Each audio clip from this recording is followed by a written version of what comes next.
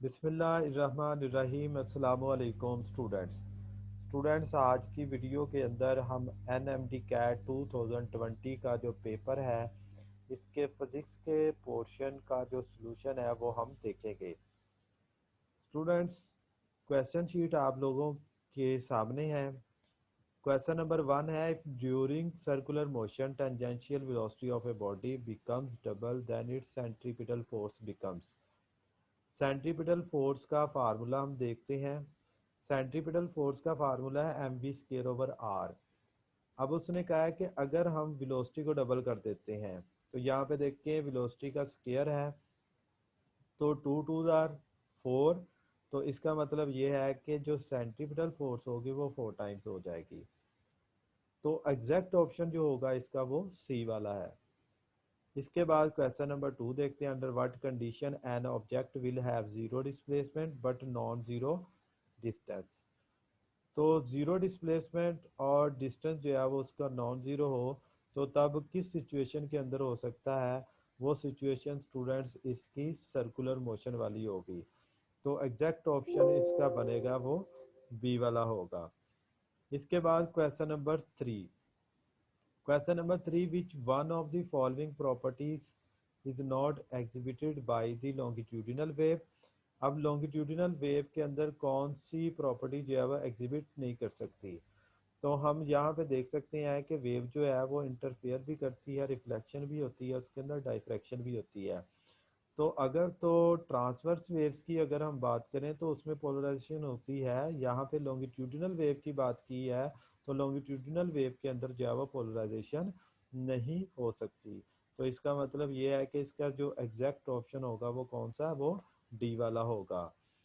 तो स्टूडेंट्स, यहाँ पे ये आपके सामने इसका ऑप्शन और उसके साथ साथ इसका जो एग्जैक्ट नेम है वो भी यहाँ पर जो है वो लिखा हुआ है। इसके बाद फोर क्वेश्चन नंबर 4 के अंदर the speed of sound in air is 332 metre per second. The speed of sound at 22 degree centigrade will be. अब टेम्परेचर उसका 22 डिग्री करते हैं तो 332 मीटर्स पर सेकेंड की जो स्पीड है तो इसमें कितना चेंज आएगा या इसकी टोटल स्पीड जो है वो कितनी बन सकती है? तो हम यहाँ पे इसके फार्मूला के अंदर वैल्यू पुट करेंगे। वैल्यू पुट करने के बाद जो आंसर आएगा वो हम मैच कर लेंगे कि किस ऑप्शन के साथ जो है वो ये मैच करता है। तो स्टूडेंट्स, ये फार्मूला है इसका। तो इस फार्मूला के अंदर इसकी वैल्यू को पुट किया है तो एग्जैक्ट ऑप्शन जो बना है वो हमारे पास ए है, 345.4। इसके बाद क्वेश्चन नंबर 5 आ जाता है। क्वेश्चन नंबर 5 के अंदर अगर हम देखें तो उसने कहा है कि हमने स्पीड ऑफ डिस्टेंस स्टार्स और गैलेक्सीज, तो इनके लिए कौन सा फिनोमिना जो है वो यूज़ कर सकते हैं? जो एस्ट्रोनॉमर्स हैं वो इसकी कैलकुलेशन के लिए कौन सा मेथड जो है वो यूज़ करते हैं? तो आप लोगों ने एप्लीकेशन ऑफ डॉपलर इफेक्ट पढ़ी होगी, तो उसमें डिस्टेंस स्टार्स और गैलेक्सीज इनकी जो स्पीड है वो भी जो है वो कैलकुलेट जो है वो की है। तो इस एप्लीकेशन के अंदर अगर हम देखें तो हमारे पास ये वाला जो कैलकुलेशन मेथड है वो डॉपलर इफेक्ट के थ्रू ही हो सकता है। तो एग्जैक्ट ऑप्शन जो होगा फिफ्थ वाले का वो डॉपलर इफेक्ट यानी कि डी है। इसके बाद क्वेश्चन नंबर 6 आ जाता है। क्वेश्चन नंबर 6 के अंदर एक रिपल टैंक है, 40 वेव्स जो है वो उसमें से पास कर रही हैं 1 सेकेंड के लिए। तो उसकी जो वेवलेंथ है वो है 5 सेंटीमीटर। तो स्पीड फाइंड करनी है। स्पीड फाइंड करने का जो फार्मूला है वो v is equal to f lambda है। तो यहाँ पे फ्रीक्वेंसी जो होगी इसकी वो है 40। अब वेवलेंथ देखें वो कितनी है, वो है 5 सेंटीमीटर। तो सेंटीमीटर से हम मीटर में कन्वर्ट करके इसकी वैल्यू पुट करेंगे। जो एग्जैक्ट ऑप्शन बनेगा वह 2 मीटर पर सेकेंड यानी कि डी वाला होगा। इसके बाद क्वेश्चन नंबर 7 आ जाता है। क्वेश्चन नंबर 7 के अंदर उसने कहा है कि in which process the entire of heat supply to the gas is converted to the internal energy of the gas. जो इंटायर हीट है जो उसको सप्लाई की गई है वो सारी की सारी जो है वो इंटरनल एनर्जी के अंदर कन्वर्ट हो जाए, तो हमारे पास ये कौन सा प्रोसेस हो सकता है। तो स्टूडेंट्स अगर हम देखें तो उसका वर्क डन ज़ीरो हो, तो वर्क डन उसका ज़ीरो उस फॉर्म में हो सकता है जब वॉल्यूम उसका जो है वो कांस्टेंट हो। तो वॉल्यूम इसका अगर कांस्टेंट है तो जो इंटरनल एनर्जी होगी वो इसकी इंटायर एनर्जी के इक्वल हो जाएगी।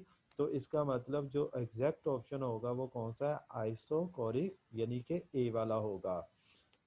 इसके बाद क्वेश्चन नंबर 8 आ जाता है, the internal energy of A system during an isothermal process. Internal energy क्या रहती है उसकी आइसोथर्मल प्रोसेस के अंदर। तो आइसोथर्मल प्रोसेस के अंदर no heat enter, no heat loss, तो इसका मतलब ये है कि रिमेन्स कांस्टेंट, डी वाला ऑप्शन इज करेक्टेड। इसके बाद क्वेश्चन नंबर 9 आ जाता है। क्वेश्चन नंबर 9 के अंदर हम देखते हैं, क्वेश्चन नंबर 9 के अंदर उन्होंने किस चीज़ की बात की है जो हम जो है वो फाइंड करने जा रहे हैं। इसके बाद स्टूडेंट्स हम देखेंगे इसके जो नेक्स्ट क्वेश्चन जो है वो हो गए। क्वेश्चन नंबर 9 के अंदर, if the potential at a point which is 1 metre from a charge is 1 volt, then the potential at a point which is 2 meter from the same charge will be। अगर 1 metre का distance है तो 1 volt है, तो 2 metre के distance पर उसका voltage जो है वो कितना होगा जबकि चार्ज वही है। तो अगर हम देखें हमारे पास जो पोटेंशियल है वो फाइंड करने का formula V is equal to K Q over R. अब यहाँ पे देखें तो दोनों के दरमियान जो रिलेशन है वो इन्वर्स है। अगर हम डिस्टेंस डबल करते हैं तो इट मीन्स के जो पोटेंशियल होगा वो उसका हाफ रह जाएगा, it means K 0.5 volt. Correct answer is C. इसके बाद क्वेश्चन नंबर 10 आ जाता है। क्वेश्चन नंबर 10 के अंदर हम देखते हैं, क्वेश्चन नंबर 10 के अंदर the value of electric intensity will be due to the presence of dielectric medium. तो डाइलेक्ट्रिक मीडियम अगर आ जाए तो तब इलेक्ट्रिक इंटेंसिटी क्या हो जाएगी। तो according to formula electric intensity अगर मीडियम में देखें तो वो वैक्यूम की निस्बत उसके डाइलेक्ट्रिक कांस्टेंट के साथ हम क्या करते हैं, डिवाइड कर देते हैं। इसका मतलब ये है कि ये चीज़ डिवाइड हो रही है तो इसकी जो इंटेंसिटी होगी वो डिक्रीज होगी। तो करेक्ट जो आंसर बनेगा इसका वो कौन सा है, वो डिक्रीज सी वाला होगा। इसके बाद question number 11, the slope of distance time graph will always be. अब डिस्टेंस टाइम ग्राफ की जो स्लोप होती है तो अगर हम देखें तो वो किसके इक्वल है स्टूडेंट्स। तो डिस्टेंस टाइम ग्राफ के अंदर वो आपके पास बनेगी डिस्टेंस डिवाइडेड बाय टाइम्स, ये इक्वल होती है स्पीड के। Speed is a scalar quantity, it means के ये पॉजिटिव ही बनेगी। तो एग्जैक्ट ऑप्शन जो बनेगा उसका वो बी वाला होगा। इसके बाद क्वेश्चन नंबर 12 पे आ जाते हैं, at what angle of projection of projectile the range becomes half of its maximum value। कि उसकी रेंज हाफ रह जाए मैक्सिमम वैल्यू का। अब हम क्या करेंगे, हम इस एंगल को उसके फार्मूला के अंदर जो है वो पुट करेंगे, देखेंगे कि किसके अंदर जो है वो इसकी वैल्यू जो है वो हाफ आ जाती है। तो स्टूडेंट्स यहाँ पे ये फार्मूला जो है वो यूज़ किया है V square sine two theta. अब इसके अंदर हमारे पास जो थीटा है वो सबसे पहले हमने जो है वो 15 डिग्री पुट किया है। तो 15 डिग्री पुट किया तो ये बन जाता है साइन 30। साइन 30 की वैल्यू होती है 1/2। तो इसका मतलब ये है कि जो हाफ रहती है वो 15 डिग्री पर है। तो एग्जैक्ट जो ऑप्शन होगा वो 15 डिग्री यानी कि ए वाला होगा। इसके बाद question number 13, if we drop an object its initial velocity is 0, how far will it fall in time t। तो टाइम टी के लिए बताना है कि कितना टाइम जो है वो इसको लगेगा कि यहाँ पर जो हमने ड्रॉप किया है ऑब्जेक्ट वो इस एग्जैक्ट जो है वो डिस्टेंस पर पहुंच जाए जबकि उसकी इनिशियल वेलोसिटी जो है वो कितनी है, वो 0। तो स्टूडेंट्स हम यहाँ पे देखते हैं इक्वेशन नंबर हमने जो है वो सेकंड यूज़ करनी है। सेकंड इक्वेशन ऑफ मोशन के अकॉर्डिंग यहाँ पे उसने कहा है कि वी आई को ज़ीरो कर दिया है। जब वी आई को ज़ीरो कर देंगे तो हमारे पास जो बाकी फैक्टर बनेगा वो कौन सा है, वो 1/2 जी टी स्केयर वाला है। तो 1/2 जी टी स्केयर, तो यहाँ पे जी की वैल्यू अगर हम पुट करें तो 9.8 को 2 पे डिवाइड कर दें तो वो कितनी रह जाएगी, वो 4.9। तो इसका मतलब जो एग्जैक्ट ऑप्शन होगा वो कौन सा है, वो बी वाला बनेगा। इसके बाद क्वेश्चन नंबर 14 है, न्यूटन सेकंड। न्यूटन सेकंड किसका यूनिट है, अगर हम देखें वर्क हमारे पास जो है वो जॉल में होता है, पावर वाट में है। मोमेंटम को देखें तो मोमेंटम हमारे पास किलोग्राम मीटर पर सेकंड है। तो इम्पल्स जो है ये न्यूटन सेकंड के जो है वो इक्वल बनेगी। तो स्टूडेंट्स इसका जो एग्जैक्ट ऑप्शन होगा वो सी वाला होगा। इसके बाद क्वेश्चन नंबर 15 को देखते हैं। क्वेश्चन नंबर 15 के अंदर जो है वो 1.75 मीटर जो है वो हाइट दी गई है, एक वेट को जो है वो लिफ्ट किया गया, जबकि उसका मास जो है वो 50 किलोग्राम है और जी की वैल्यू 10 मीटर पर सेकंड स्क्वायर है। तो उसने कहा है कि उसको 1.75 मीटर से उसके बाद 0.5 मीटर तक लेकर गए हैं। तो बताएं उसका जो है वो वर्क कितना बनेगा। हम यहाँ पे इसका फार्मूला में वैल्यू पुट करेंगे, वैल्यू पुट करने के बाद जो हमारे पास आंसर आएगा वो 1125 जूल है। इसका मतलब एग्जैक्ट ऑप्शन कौन सा है, वो ए वाला होगा। इसके बाद क्वेश्चन नंबर 16 आ जाता है। क्वेश्चन नंबर 16 के अंदर जो है वो 2 किलोग्राम का मेटेलिक बॉब है और सिंपल पेंडुलम की ये बात कर रहा है। तो उसकी जो पोजीशन है वो 0.5 मीटर है, जी की वैल्यू जो है वो 10 मीटर पर सेकंड स्क्वायर है। तो इसका मतलब यहाँ पे अगर हम इसकी कैलकुलेशन करें तो कैलकुलेशन से इसका जो एग्जैक्ट ऑप्शन बनेगा वो 10 मीटर पर सेकंड बनेगा। तो एग्जैक्ट ऑप्शन इज बी। इसके बाद 17 की बात करते हैं। 17 के अंदर उसने कहा when the speed of your car is halved by what factor does it's kinetic energy decreases.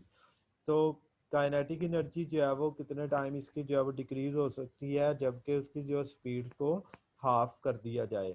तो स्टूडेंट्स यहाँ पे अगर हम देखें तो काइनेटिक एनर्जी उसकी जो है वो कितनी बनेगी, तो वी स्केयर है। यहाँ पे उसने हाफ की बात की है, इसका मतलब 1/2 का स्केयर जो है वो 1/4 बनेगा। तो एग्जैक्ट ऑप्शन जो बनेगा, एग्जैक्ट फैक्टर जो आएगा वो हमारे पास 1/4 है। तो एग्जैक्ट और करेक्ट ऑप्शन इज बी बनेगा। इसके बाद नेक्स्ट क्वेश्चन नंबर 18 आ जाता है। क्वेश्चन नंबर 18 को हम देखते हैं। क्वेश्चन नंबर 18 के अंदर उसने कंजर्वेटिव फोर्स की बात की है कि कौन सी फोर्स जो है वो कंजर्वेटिव है। तो अगर हम इसके ऑप्शन देखें तो फ्रिक्शनल फोर्स, ग्रेविटेशनल, इलेक्ट्रिक और इलास्टिक स्प्रिंग फोर्स। तो फर्स्ट ईयर के कंजर्वेटिव और नॉन कंजर्वेटिव का एक साइड बॉक्स है, उसमें ये लिखे हुए हैं कि कौन कौन सी फोर्स जो है वो कंजर्वेटिव है। ग्रेविटेशनल फोर्स ये भी कंजर्वेटिव है, इलेक्ट्रिक और इलेक्ट्रिक फोर्स के बाद इलास्टिक स्प्रिंग फोर्स है। तो ये तीन फोर्स जो होगी, ये तीन की तीन फोर्स इसमें कंजर्वेटिव है, जबकि फ्रिक्शनल फोर्स जो होगी वो नॉन कंजर्वेटिव है। तो एग्जैक्ट ऑप्शन जो बनेगा इसका वो नॉन कंजर्वेटिव, यानी कि वो है फ्रिक्शनल फोर्स। तो क्वेश्चन नंबर 19 की जो बात की है, तो क्वेश्चन नंबर 19 स्टूडेंट्स उसके अंदर अगर आप स्टेटमेंट को देखें तो स्टेटमेंट हूबहू उसका जो आंसर बनेगा वो आपने प्रॉब्लम 5.9 का सॉल्यूशन देख लेना है। उस सॉल्यूशन के अकॉर्डिंग जो उसका आंसर आता है वो 6 आता है। तो करेक्ट ऑप्शन जो बनेगा वो उसका सी वाला होगा। इसके बाद 1 रेडियन किसके इक्वल होता है, वो 57.3 डिग्री के है। 21 क्वेश्चन अगर हम देखें तो उसने कहा है कि हम कौन से फैक्टर को जो है वो चेंज करें। In transmission from grid station power losses are minimize by, कि कौन सा फैक्टर इसमें से जो है वो पावर लॉसेस को जो है वो मिनिमाइज कर सकता है। तो पावर का जो फार्मूला होता है वो हमारे पास आई स्केयर आर होता है। तो स्टूडेंट्स जो करेक्ट ऑप्शन बनेगा इसका मतलब ये है कि हम करंट को डिक्रीज कर दें, यानी कि बी वाला ऑप्शन होगा। तो घरों में कितनी फ्रिक्वेंसी आती है पाकिस्तान के अंदर, जो इसका स्टैंडर्ड है वो 50 हर्ट्ज है। Correct option is C. उसके बाद P I V, P I V stand for peak inverse voltage. Correct option जो बनेगा इसका वो सी वाला है। तो इसके बाद स्टूडेंट्स क्वेश्चन नंबर जो है वो 24 है। क्वेश्चन नंबर 24 के अंदर उसने कहा है कि फुल वेव रेक्टिफिकेशन हम कितने डायोड से ले सकते हैं। तो यहाँ पे अब अगर हम देखें तो आप लोगों ने एक ब्रिज रेक्टिफायर पढ़ा हुआ, ब्रिज रेक्टिफायर के अंदर जो है वो 4 डायोड्स यूज होते हैं। तो फुल वेव रेक्टिफिकेशन के अंदर तो हम सेंटर टेप एटलीस्ट जो है वो 2 डायोड्स यूज कर सकते हैं। तो एटलीस्ट जो 2 डायोड्स वो सेंटर टेप ट्रांसफार्मर, तो इसमें 2 डायोड्स यूज करते हुए हम फुल वेव रेक्टिफिकेशन जो है वो ले सकते हैं। तो इसका मतलब जो एग्जैक्ट ऑप्शन होगा वो इसका 2 यानी कि बी वाला होगा। इसके बाद क्वेश्चन नंबर 25 आ जाता है। क्वेश्चन नंबर 25 के अंदर उसने ये पूछा है कि जो हमारे पास इलेक्ट्रॉन की वेवलेंथ आती है, उस वेवलेंथ को जो है वो किसके थ्रू जो है वो देखा जाता है। उसकी जो वेवलेंथ है वो हम किसके अकॉर्डिंग जो है वो देखते हैं, कौन सी जो है वो हम यहाँ पे रेज यूज करते हैं। The wavelength associated with an electron is of order of, तो किस ऑर्डर के साथ उसकी वेवलेंथ या वो हम एसोसिएट करते हैं। तो ये डेविसन जर्मर एक्सपेरिमेंट का है सेकेंड ईयर के अंदर। तो वहाँ पे ये एक्स रेस को जो है वो वहाँ पे जो है वो यूज़ किया है। इसका मतलब जो एसोसिएशन होगी वो एक्स रेस के साथ ही होगी। तो इसके बाद स्टूडेंट्स क्वेश्चन नंबर 26 आ जाता है। क्वेश्चन नंबर 26 के अंदर उसने पूछा है कि किसकी हमारे पास जो एनर्जी होगी वो मोस्ट बनेगी। तो मोस्ट एनर्जी अगर हम देखें तो हमारे पास फोटॉन एनर्जी कैलकुलेट करने का formula is equal to H F या is equal to H C over lambda. जिसकी फ्रिक्वेंसी जो है वो हाई होगी तो उसकी जो एनर्जी बनेगी वो हाई होगी। तो इसका मतलब अगर हम वेवलेंथ को देखते हैं, वेवलेंथ जिसकी जो है वो डिक्रीज होगी तो एनर्जी उसकी हाई होगी, वायलेट यानी कि बी ऑप्शन इज करेक्टेड। इसके बाद क्वेश्चन नंबर जो है वो 27 आ जाता है। 27 के अंदर उसने अल्ट्रा वायलेट के लिए सीरीज का पूछा है, तो उसमें बाल्मर सीरीज की बात की है। तो 28 क्वेश्चन के अंदर अगर हम देखें तो उसने कहा है कि एक्स रेज और गैमा रेज दोनों के अंदर मेन डिफरेंस किस चीज़ का है।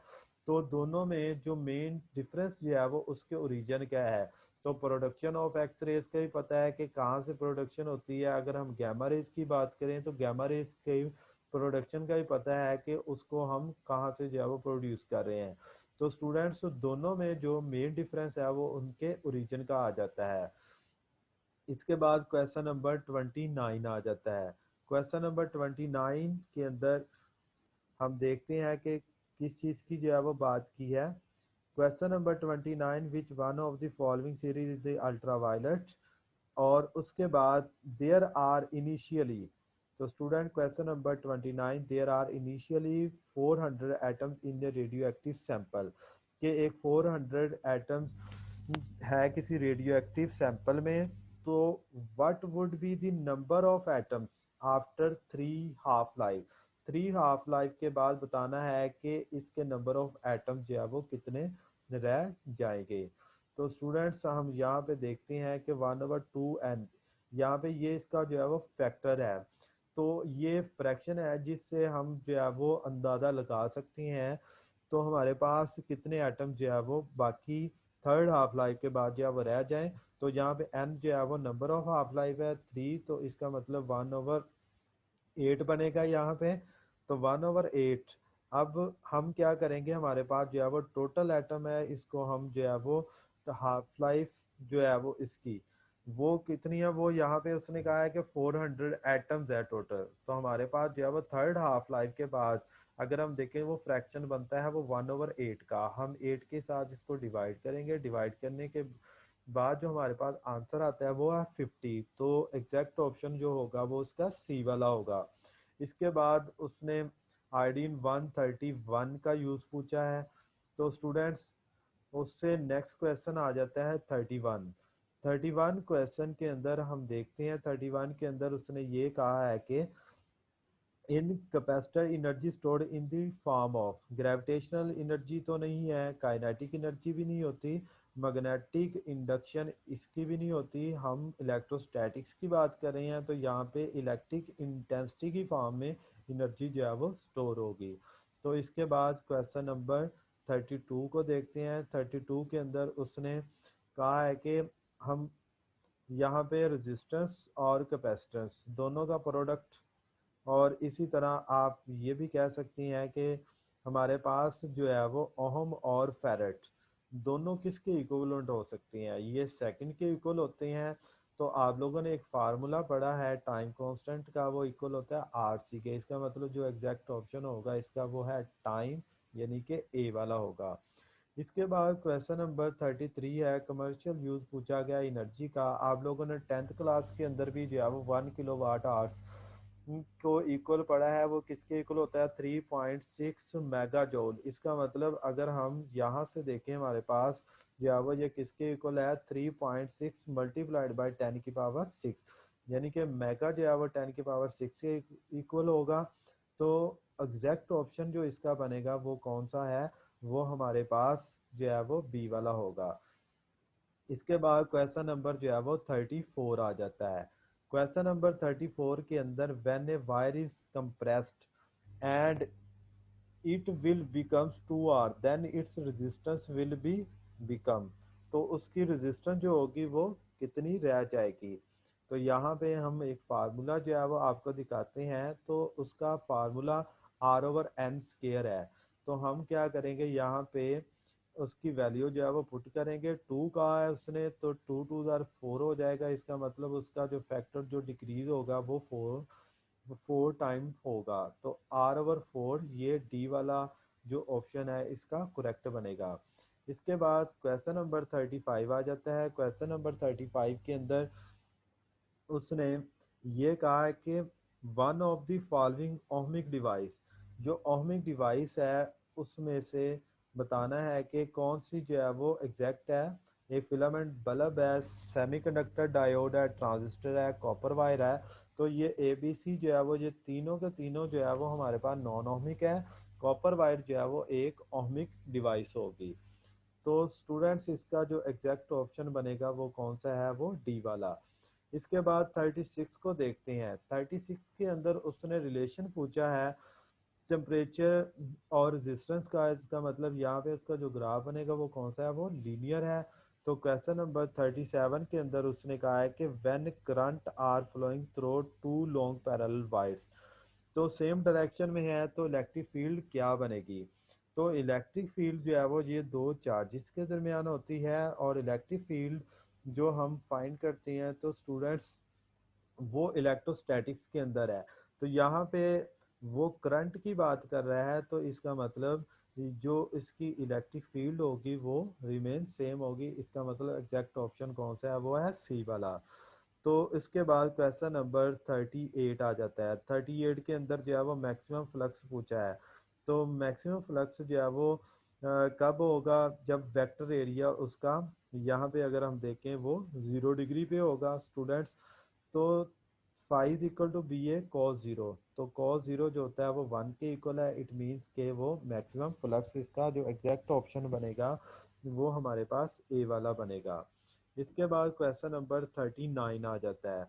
39 क्वेश्चन के अंदर उसने ये पूछा है कि जो ट्रांसफार्मर है वो किस चीज़ को स्टेप अप और स्टेप डाउन करता है, वो वोल्टेज को है। Exact option is B. उसके बाद क्वेश्चन नंबर जो 40 है, लास्ट क्वेश्चन फिजिक्स के पोर्शन का, वो है if a stationary bar magnet is placed near a coil at rest so maximum lines of force passes through the coil the galvanometer shown।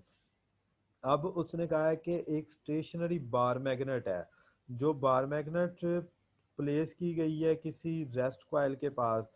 तो अब लाइंस ऑफ फोर्स की अगर हम बात करें, वो उसने कहा कि उसमें से जो है वो पास कर रही हैं। तो लाइंस ऑफ फोर्स तो पास कर रही हैं।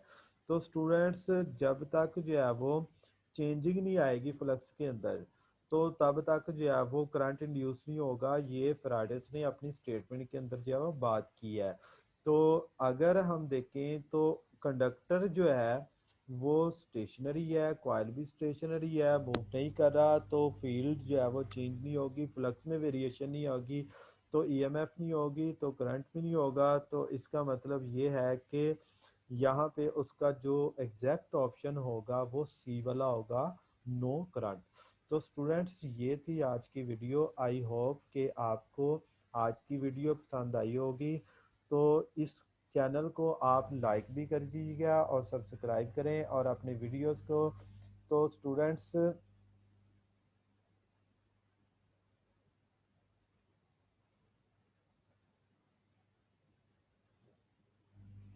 चैनल को शेयर भी करिएगा, सब्सक्राइब भी कर दीजिएगा। अगर वीडियो अच्छी लगी तो कमेंट्स लाजमी दीजिएगा। Okay, thank you so much. अल्लाह हाफिज़।